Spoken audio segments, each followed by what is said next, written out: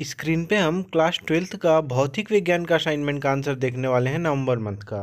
तो यहाँ पे एक एक क्वेश्चन को आपको देखना होगा, समझना होगा, और पूरे वीडियो को आप अगर लास्ट तक देखते हैं तभी जाके इसमें सारे डाउट्स क्लियर हो पाएंगे। आपको एक एक जो न्यूमेरिकल्स इसमें दिए गए हैं, एक एक डेरिवेशंस दिए गए हैं, ये बहुत ही इम्पॉर्टेंट हैं और थोड़ा सा अलग कॉन्सेप्ट पे दिए गए हैं, तो आपको ध्यान से इसमें देखना है। पहला क्वेश्चन यहाँ पे क्या पूछता है कि प्रत्यावर्ती धारा के श्रेणी परिपथ में एक प्रेरकत्व, संधारित्र व प्रतिरोध के सिरों पर विभवांतर क्रमशः 23 वोल्ट, 8 वोल्ट, ये बी नहीं 8 वोल्ट है, वह 20 वोल्ट प्राप्त हुए हैं। इसमें ज्ञात करना है हमको परिणामी विभवांतर तथा परिपथ धारा के बीच कालांतर और प्रतिबाधा आरेख यहाँ पे आपको ज्ञात करना है। और परिपथ के लिए ओमेगा टी के साथ वी एवं आई में परिवर्तन दर्शाने वाला ग्राफ। तो यहाँ पे क्वेश्चन आप देख लेंगे अपने क्वेश्चन पेपर से, और यहाँ पे आंसर हम देखते हैं। तो सबसे पहले हम नाम दे देते हैं कि जो हमारा विभवांतर है रजिस्टेंस में, प्रतिरोध में, वो कितना है, V R equal to 20 volt. और यहाँ पे प्रेरकत्व में कितना है, जो इंडक्टर कॉयल है, इसमें V L equal to 23 volt और वी सी इक्वल टू कितना दे दिया, 8 वोल्ट। यहाँ पे ये दे दिया। अब इसमें परिणामी विभवांतर आपको निकालना है, तो परिणामी विभवांतर बहुत आसानी से आप निकाल सकते हैं। v इक्वल टू क्या फॉर्मूला होता है कि रूट में V R square plus V L minus V C का होल स्क्वायर। तो यहाँ पे वैल्यू रखा वी आर का, तो कितना हो गया 20 का स्क्वायर प्लस 23 माइनस 8 का होल स्क्वायर। तो 20 का स्क्वायर 400 और यहाँ पे 23 माइनस 8 15, तो 15 का स्क्वायर 225 और अंडर रूट आ गया 625। तो लास्ट में इसकी वैल्यू कितनी आ गई, 25 वोल्ट। इसके बाद देखते हैं परिणामी विभवांतर तथा परिपथ धारा के बीच कालांतर फाई। तो अगर कालांतर फाई है यहाँ पे, तो देखिए क्या है, यहाँ पे tan phi equal to V L minus V C upon V R. यहाँ पे ये करना है इक्वल टू 23 माइनस 8 अपॉन 20, और इसके बाद क्या करना है 15 अपॉन 20 इक्वल टू 3/4। तो यहाँ पे tan फाई की वैल्यू कितनी आ जाएगी, 3/4, और यहाँ पे फाई की वैल्यू आ जाएगी tan इनवर्स 3/4। इसके बाद क्वेश्चन आता है कि प्रतिबाधा आरेख। तो प्रतिबाधा आरेख आपको कैसे निकालना है, तो प्रतिबाधा आरेख के लिए आपको यहाँ पे क्या दिया गया है, एक्सेल, और यहाँ पे एक्सेल इक्वल टू क्या, आप प्रतिबाधा आरेख आपको निकालना है। तो प्रतिबाधा के लिए ध्यान दीजिए कि यहाँ पे v नहीं लेंगे, z ले लेंगे, और z हमारा प्रतिबाधा आरेख है, और यहाँ पे एक्सएल अपन एक्सी हो गया, और यहाँ पे आ गया r, ठीक ना। तो ऐसे आपको निकालना है, और आर एक्सएल और एक्सी इसके फॉर्म में आपको लिखना है, तभी जाके प्रतिबाधा होगा। ध्यान दीजिएगा इसमें कि एक्सएल एक्सी हमने लिखा है, यहाँ पे वी एल और वी सी नहीं लिखा, और क्योंकि प्रतिबाधा आरेख है, ठीक ना। अच्छा, इसके बाद हमारा क्वेश्चन क्या आता है कि परिपथ के लिए ओमेगा टी के साथ वी एवं आई में परिवर्तन दर्शाने वाला ग्राफ, जहाँ एक्सी ग्रेटर देन एक्सएल, जो एक्सी है वो एक्सएल से ग्रेटर है। तो इसका आंसर हमको करना है। देखिए पहले नंबर का चौथा क्वेश्चन में हमारा क्या दिया है कि यहाँ पे हमको आई और वी में ग्राफ खींचना है, और यहाँ पे क्या दिया गया है कि एक्सी जो है वो ग्रेटर है एक्सएल से। तो आप यहाँ पे देखिए कैसे होगा, जो आई है वो कभी भी ज़्यादा होगा वी से इस कंडीशन में, और ऐसे हम अपने ग्राफ को दर्शा देंगे। तो ये रहा हमारे पहले प्रश्न के चौथे में जो क्वेश्चन पूछा गया है, उसका आंसर यहाँ पे हम देख रहे हैं। इसके बाद आता है क्वेश्चन नंबर 2। क्वेश्चन नंबर 2 में क्या आता है, सबसे पहले कि स्नेल का नियम लिखिए। तो स्नेल का नियम हमको लिखना है इसमें। इसके बाद हमको क्या बोला है कि पीले प्रकाश के लिए प्रिज्म के पदार्थ का अपवर्तनांक है जो √2 तथा प्रिज्म कोण 60 डिग्री है। न्यूनतम विचलन की स्थिति में ज्ञात कीजिए, क्या ज्ञात करना है, न्यूनतम विचलन कोण, और फिर क्या ज्ञात करना है, आपतन कोण और अपवर्तन कोण। तो यहाँ पे सबसे पहले स्नेल का नियम लिख देंगे हम। स्नेल का नियम क्या होता है कि इन दो माध्यम और प्रकाश के किसी विशेष वर्ण के लिए आपतन कोण की जया तथा अपवर्तन कोण की जया का अनुपात एक नियतांक होता है, अर्थात sine i upon sine r equal to एक नियतांक, और जिसको अपवर्तनांक भी हम कहते हैं। ये स्नेल का नियम है। अच्छा, दूसरे का ये जो इसमें आई क्वेश्चन है, न्यूनतम विचलन कोण निकालना है।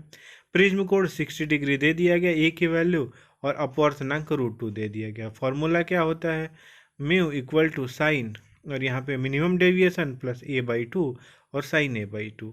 सबके वैल्यू यहाँ पे हमने रखा हुआ है, और सबके वैल्यू रखने के बाद यहाँ पे देखिए साइन 30 नीचे हो जाता है, 30 को इधर भेजते हैं, इसकी वैल्यू 1/2 साइन 30 की वैल्यू होती है।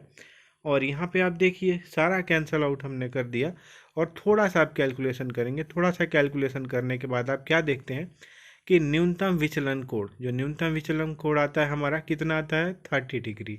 30 डिग्री हमारा यहाँ पे आता है न्यूनतम विचलन कोण। तो ऐसे आप देख लेंगे। इसके बाद आपतन कोण क्या होता है न्यूनतम विचलन कोण के फॉर्मेट में, तो यहाँ पे क्या होता है I equal to A plus ये मिनिमम डेविएशन बाई 2, तो यहाँ पे डेल्टा एम इसको बोलते हैं, तो 60 प्लस 30 डिग्री बाई 2, तो आई की वैल्यू 45 आ गई। इसी तरह से अपवर्तन कोण, तो अपवर्तन कोण कितना होता है आर इक्वल टू a/2, तो यहाँ पे हमने क्या लिख दिया 60 डिग्री बाई 2 इक्वल टू 30। तो ऐसे करके हमने यहाँ पे आंसर लिखा है इसका। देखिए यहाँ पे इंपॉर्टेंट क्वेश्चंस के आंसर्स बहुत जल्द आने वाले हैं। इंपॉर्टेंट क्वेश्चन के पीडीएफ के साथ आंसर्स भी रहेंगे उसमें क्वेश्चंस। और जो पिछले साल हमने क्वेश्चन पेपर दिया था, क्वेश्चन पेपर के लिए इंपॉर्टेंट क्वेश्चन सेलेक्ट किया था, उसमें से भी बहुत सारे क्वेश्चंस आए थे, और हर एक साल ऐसे क्वेश्चंस आते रहते हैं। और जो बच्चे यहाँ पे इंपॉर्टेंट क्वेश्चन पे फोकस करके पढ़ते हैं, उनमें से बहुत सारे बच्चे 90 प्लस लाए हैं, कुछ ने टॉप 10 में जगह पाई है, और उनका इंटरव्यू हमने इस चैनल पे डाला हुआ है कि कैसे उन्होंने प्रिपरेशन किया, किन किन बातों का ध्यान रखा। तो आप ज़रूर से चैनल को सब्सक्राइब करिएगा, देखिएगा ज़रूर, और अच्छे से सारी चीज़ें प्रिपरेशन करिए और बहुत अच्छा मार्क्स लाइए। इसके बाद हम चलते हैं यहाँ पे कि क्वेश्चन नंबर 3। क्वेश्चन नंबर 3 क्या बोलता है कि प्रकाशिक यंत्र की विभेदन क्षमता को समझाइए। जो प्रकाशिक यंत्र है इसकी विभेदन क्षमता को हमको समझाना है। कैसे, इसमें हम बताते हैं। इसके बाद आता है कि दूरदर्शी की विभेदन क्षमता कैसे बढ़ा सकते हैं। एक तारे से 6000 एंगस्ट्रॉम तरंग दैर्घ्य का प्रकाश आ रहा है। किसी दूरदर्शी के विभेदन की सीमा क्या होगी यदि इसके अभिदृश्यक का व्यास 240 सेंटीमीटर है। तो हमने आंसर लिखना है सबसे पहले विभेदन क्षमता। विभेदन क्षमता क्या है? किसी प्रकाशिक उपकरण की विभेदन क्षमता दो वस्तुओं के मध्य की वह न्यूनतम दूरी है। विभेदन क्षमता क्या होती है कि किसी प्रकाशिक उपकरण की विभेदन क्षमता दो वस्तुओं के मध्य की वह न्यूनतम दूरी है जिस पर प्रकाशिक उपकरण